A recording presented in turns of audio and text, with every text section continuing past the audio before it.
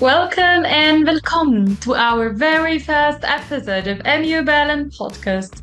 I'm your host Mirna, and I'm beyond excited to kick off the series with all of you. And I'm your co-host Viktor. Today we have a very special guest. We have got something truly special in store for this first episode. Starting strong with a person who has been instrumental in shaping MEUBerlin.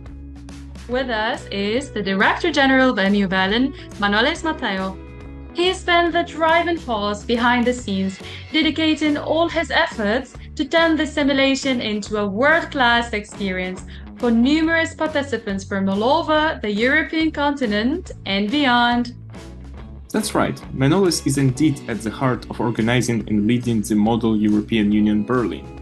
Today he's joining us to share some behind-the-scenes stories, the challenges, the passion, and what makes MEUBerlin so special. Manolis, welcome to the show. Hello guys, thank you for having me here today. It's really good to be with you. The honor is all ours. Thank you so much, Manolis. And so let's start from the very beginning of everything. How did your journey with MEUBerlin start, and what inspired you to take on such a pivotal role as a Director General? Thank you for the question, Mina. To be honest, it's not quite a big story. I've been really dedicated to the MEUs the last years, traveling across European Union to participate in a lot of those simulations, and I always loved it. So after I moved here in Berlin, I was wondering why there is no such a simulation and I have to travel all the time around Europe to participate. So after, talking a bit around with some of my friends of other MEUs, I got the idea that I have to make it.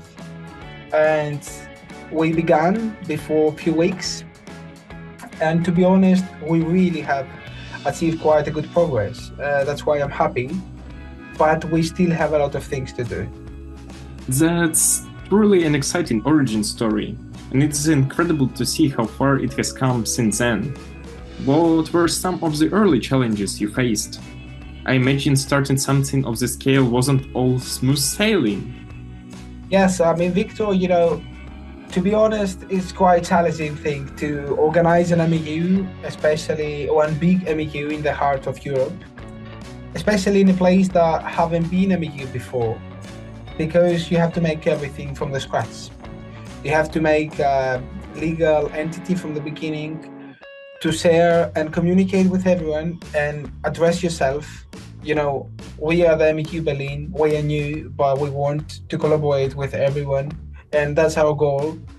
So it was quite challenging, and it's still being, to be honest, but I'm really sure that the team we have can face all the difficulties and fix everything, because they're all working hard and they're all well experienced, which is, to be honest, the criteria why I chose them.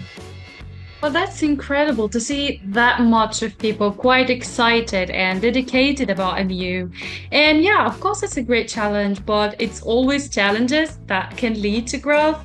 And I think that's something so many of our listeners can relate to, especially those who've been involved in organizing or participating in MEUs themselves. And mentioning your team, I'd like to know a little bit more about them, about the team, their countries, their nationalities, the backgrounds. Yeah, to be honest, I'm really happy for the team that we've gained. We're talking about 25 young professionals and students across Europe and beyond, because we have people from Egypt, from Ukraine, and we're really happy to welcome more people within the next months. But this diversity is what I love. We have really 25 people from 17 different countries, which is incredible, because they all have their own opinions. They all have a bit in their mind, one own way that they work. And this is what actually will make this MEU incredible. The small ideas that everyone has in their minds, when actually we'll all collect together and create this amazing simulation. Oh, So it seems like diversity is just like oxygen for MEUBerlin and its team. And I'm sure that such a vividly diverse team would create miracles. And hence my next question. What would you say would be some of the biggest surprises that you have for MEUBerlin? Yeah, thank you for the question. You know, the first surprise is this diversity that actually begin with an organizing team, because we've seen all of us in MEUs most of the times. Of course, the organizing team should be from the country, but also a lot of the participants are from the same country, which is make the MEU a bit not interesting for someone who is traveling across 7 countries to be there, because they might speak all in the national language. They might know their own places where they're going. They have already their friends there, and they're not open for new friends or for new interesting things. So one of the biggest surprises is this, but we will not stick on that. I'm really happy to tell you that we are in discussions right now to secure historical and really important governmental buildings here where we can do the simulation. And for me, that's the biggest surprise, because it's really good to be, for a few days, a type of a minister or a type of a member of the parliament. But if you have the chance to do it in an actual building, you know, using your microphone, having your flag, and wearing your suit, for me is the most amazing way to simulate the European Parliament and the European Council. So for now, the only thing that I have to tell you is that we are really working hard to secure those buildings, but the reveal is going to be soon by the logistics team here in this podcast. Well, this sounds quite interesting, and we are looking forward to that episode with the logistics team, so stay tuned. This will absolutely be a huge accomplishment for MEUBerlin, and I'm sure that working with such a wide spectrum of backgrounds and perspectives might be a little bit hard. So how do you, Manolis, go about fostering that strong sense of community? How do you lead them, given the range of cultures people come from? Thank you for your question, Mirna. You know, it's quite interesting for me to lead one team of 25 young professionals and students around the world, because really we're talking about around the world, as we discussed before. It's really amazing to see this diversity, but also the common sense that they have, all of them. And probably because most of them, they have really experience on what they are doing. They have like a lot of years of work in other model of European Union as a participants, as members of the content team, as, you know, chairs like the president or the vice president of the council and the parliament, but also in the logistics, in the partnerships, in the media, in, you know, all the sectors we also have. But on the other hand, I wanted, and we decided, you know, to give chance to people that they didn't have this opportunity before to, you know, serve and work in one MEU organizing team. So we have few people that is their first time. Some of them, they even never participated MEU. But especially from those, I see so much dedication. Like, it's the real work that, you know, I'm waking up, I will work 9 to 5 for that, and then I will do my free time. You know, I feel sometimes some of the people in the team, they do exactly this, which is for me amazing. And that actually shows how important is the job that we do. I mean, I was thinking that usually I'm not participating in the calls that the teams are doing, because, you know, as a DG, probably, if especially the guys that they don't have experience, they kind of feel a bit of shy to say an idea or to, you know, get the floor to say anything. So I'm just, you know, reading the messages of the groups and trying to understand what they're talking about. And I mean, especially there, I feel really good, because I see this diversity, but also the common sense that I said before. You see ideas coming of everyone. They're different. Okay, some of them, you know, we can't make them because they're too ambitious. But I feel really that the people of different places with different backgrounds collaborating for one thing, they can create the best and the most unique experience ever. Not just for this MEU, in general. If you get all the positive things out of everyone and you collect them together, then you don't have to worry about anything. And I'm really happy because I see this happening here. It's happening to us, it's happening to our team. So pretty much, this is what I have to say about the organizing team, even though they're working under a bit pressure because, we have deadlines about a lot of things, about the financial part, or, to secure venues, or to open, the calls for the participants as soon as possible, so they also be able to get cheap flights and to schedule their program as better as they can. But I'm really happy because I see this ambition, but also this dedication. That's pretty amazing, especially in today's world where it feels like finding common grounds is getting more harder and harder.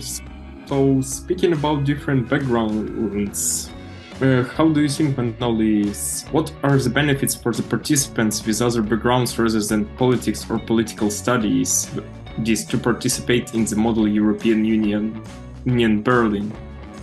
Thank you for the question. For me, this question is the most important because we have this chance now to show to the people that actually are not interested for politics that to be part of a model of European Union do not mean you're becoming politician or you will be involved in a party or you will have to do and deal with politicians all the time. The only thing you will get to learn is if it actually matters the legislation that passes in the European Union for you and for your country. So speaking on that, even if you're not studying anything, you just finish the high school and you do gap year or a backpacking year in Australia, or whenever you're studying medicine, you're studying history, you're studying philosophy, try to be part of an MEU. Not specific the MEU Berlin, of course we want you there, but try to be part of this society that actually will show you a lot about how we have to face the politics in our daily base, how important it is to actually adapt or not a legislation of the European Union in our country. But because you asked me this, the background is no matter also for the other part of the MEUs, because you have the chance to get to know people, to get new friends, and to gain new experiences that they really, trust me, long live forever. So whatever you're doing, if you're listening now to this podcast, try to contact our social media to get to know more information about the Model European Union and how you can participate. Well, that sounds absolutely inspiring, and it really highlights the impact that experiences like MEUBerlin can have regardless of the professional or studies backgrounds. Thank you so much for this, Manu. And for our listeners who might be considering getting involved but are a bit shy or hesitant, what would you say to them, and how can they take the leap and become part of the MEUBerlin family? Thank you, Mirna. That's another interesting question. Of course, I've been shy in my first MEUs too, because especially if you do it for first time, it's kind of hard, to express yourself in a professional way in front of 100 other people that are just looking at you and listening and thinking whatever you are saying. But don't forget that that was the way you actually signed up and wanted to come. You wanted to come because you wanted to express yourself and be a politician. And as you probably know, the favorite thing of politicians is to speak. So even if you're shy, you don't have just, to speak. You can do a background work, writing amendments, or actually negotiating with other parties about the legislation you want to proceed or not. I have a friend who is actually a lot of years in MEUs. And he's always saying this example when he's sharing that at the end, you paid for this MEU, so you have to participate. You're not here just to do vacation. Of course, we will have good time to spend all together, but the things that you will get to know, especially if you're talking, and more important, if you're actually leading and dominating your party or the chamber you are, they're gonna give you a lot of great opportunities within the MEU communities. But also don't forget that we have politicians and partners and embassies that actually are coming and looking to our simulation. So if you're a good speaker, or if you're not a good speaker, but you will be a good speaker during the MEU, you probably have a good opportunity for a good career in the future. Amazing advice, Manolis. Thank you so much for sharing all of your advice and ideas and thoughts with our dear participants, and letting them try to be encouraged more and more to go out from the bubble, to stand away from this comfort zone. And to be honest, I can personally attest to how MEUs can change lives, because my journey with MEUs has been quite a ride. Specifically with MEUBerlin, you have mentioned that we started kind of a month ago, but I have worn many hats, from starting as an IT associate to now animating podcasts, even though my background includes partnerships and pharmacy. So the skills and experiences I've gained along the way have been invaluable. So for anyone considering diving in, just go for it. You might discover strengths and passions you never knew you had. We cannot wait to see how many future diplomats and change makers will be inspired by MEUBerlin. I couldn't agree more, Manolis and Mirna. Jumping into new challenges has been a big part of my journey with MEUBerlin as well. For the last 2 years, I have been a participant of the organizing team for MEU Warsaw as a part of the content department. It may sound a little bit weird, but for me as a person with economic background, MEU Warsaw was an ideal opportunity to meet a lot of interesting people and magnificent experiences. For example, MEU Warsaw is a place where I met Manolis. So embracing these opportunities and pushing yourself out of your comfort zone can truly lead to unexpected and truly rewarding experiences. So if you are contemplating taking that leap, I would say do it now. You never know where it might lead you. Absolutely. It will be such an empowering experience. In your opinion, what's been the most challenging part of organizing MEUBerlin so far? You've already brought together a dedicated and committed team. So is the financial aspect the biggest hurdle? How do you go about securing funding for such a promising event?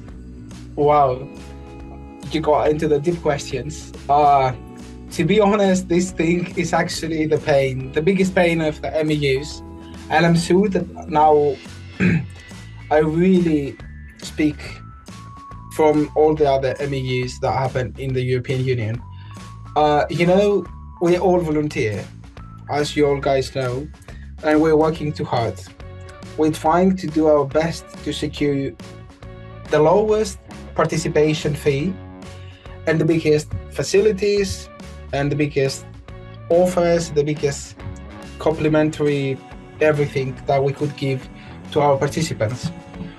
But to be honest, this thing, the financial thing, is quite pain, because we have to face this every time, because we have to pay for accommodation, because we have to pay for the meals, for the coffee breaks, for the breakfast. And we really try to get as many partners as possible, but it's not always easy. So the last period of time, we are talking with a lot of NGOs and associations, even individuals like politicians and stuff.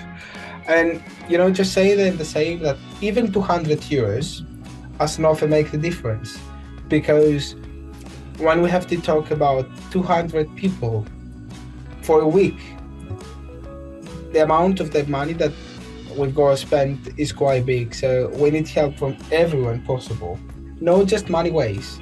You could also offer us materials that we need. Or you could actually do an offer by yourself to pay for the lunch one day. Or if your university to secure the lowest price to your canteen that we could have there our lunch. So, the things that we could do in terms of this financially part, they're quite a lot. But I'm really happy that our PR team and our finance team, they are working hard to secure as many funds and as many grants as possible to be able to afford the lowest possible fee for our participants, because that's the goal. The goal is not to have luxurious MEU. The goal is to have an MEU that a lot of people can come and not pay a fortune of money. So talking about partners, Manolis, you have mentioned that MEUBerlin is having some pretty ambitious goals. So is it pretty hard to find some partners which would support you in terms of your goals and ambition? And what types of partners you are looking for? Whether it's some state-owned NGOs, student-led NGOs, some organization about European Union, or some green initiatives? What can you tell us? Yeah, thank you for the question. I mean, to find partners in this kind of events is not the easiest thing, because you should have brainstorming with other organizations. So you have to be in the same mindset that your scope and your goals and your mission, if it's not the same, is at least common.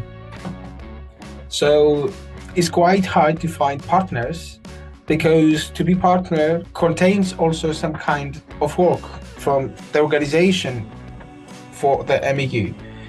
But the place that we're looking for partners are mostly NGOs interesting about youth activities and politics, or student associations, or universities that they could actually send a delegation in the MEU from their faculties, even though they're not in the political sector.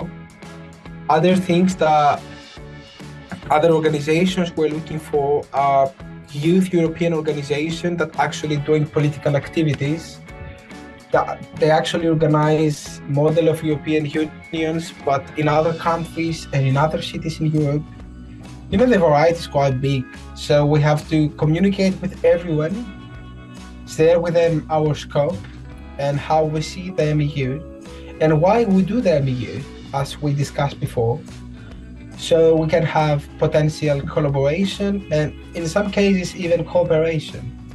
So for me, it's not the easiest thing, but the partnership team is working quite hard on that. We already have contact more than 500 organizations, and we are getting positive feedback day to day, but they will be able to talk more about that with you within the next episodes of the podcast. Thanks a lot, Manolis. And I bet our listeners are now very excited for the upcoming episode. Thank you so much again, Manolis, for giving us this closer look into the world of MEU and how you are organizing MEUBerlin.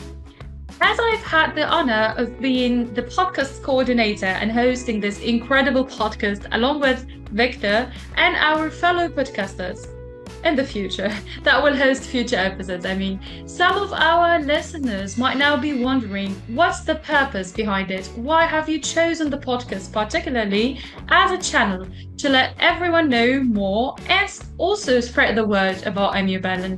And where is it headed in the future? Thank you for your question, first of all. For the podcast has a lot of different missions for me, because the majority of the young people and young professionals and the young students don't have any idea about this kind of simulations. And they might be afraid, to just sign up and spend money and time of their free time to come, and at the end, don't like it. So the reason why we had the idea to begin this podcast was exactly that, to show to the people what is the MEU before they come into that. As we talked before, some people that actually study medicine or pharmacist, they probably didn't ever had the chance to listen that you don't have to be a political science student to attend a political educational event. But today they had the chance. So this episode and the next episodes that we're gonna have in the future, they're gonna exactly give these precise informations to anyone who is actually interested in participating, but don't have someone to tell a story or cannot get all the information from the social media, or is actually doesn't know the exactly procedure, what's happening in there. What do we do? Are we all day just debating? Are we having a bit of fun? Where do we stay? Where do we eat? How much do I have to pay? How much do I have to walk before go there? So all of those questions, and especially for the people that they actually will come to the MEU, they're gonna be some sort of reveals of our topics. So we will have the content team speaking about the topics that we will discuss. So they will not have just a general idea, but something more important. They will be so prepared the day that they will actually come in the simulation. But for the missions of the podcast, you will be, I guess, talking more with the future guests, because they will be here actually to do what I explain now, to allocate everything and make everything easy for anyone to understand and be part of this amazing community. Thanks a lot, Manolis, for being here and for sharing all these insights with us. It's been a great pleasure having you here. Would you like to add anything else? I'd like just to thank both of you, and especially Mirna, because she's taking on everything compared to the podcast from now on, which is quite a lot of work for her. And it requires a lot of hours editing and preparing the podcast. But mostly I would like to thank the people that actually listen to this podcast, our first podcast, and they get a few ideas and a few dreams and a few wishes how we would like and we would love the Model European Union Berlin to take place. Just this, so thank you, and I will be listening all of the upcoming episodes that you're gonna prepare. Well, I do really appreciate your words, Manolis. Thanks a lot. And our dear listeners, as you can see, we've got big plans ahead. And for all of you listening to us now, thanks a lot again for joining us in this first episode. Don't forget to follow for more. Leave us a review, a comment, or even a question if you have, and share this episode with any enthusiasts or even your friends, especially if they are into politics, international relations, or just looking to be part of something bigger. That's right. Stay tuned for more episodes where we will dive deeper into the world of MEU, share tips on how to get involved, and chat with more inspiring guests like Manolis. That's all for today's episode. Stay curious, keep dreaming big, and remember, whether in politics or life, the future is in your hands. And don't forget to make your voice heard. We will be back soon with more stories, insights, and inspiration. I'm Mirna. And I am Viktor. You have been listening to Union Voices Podcast.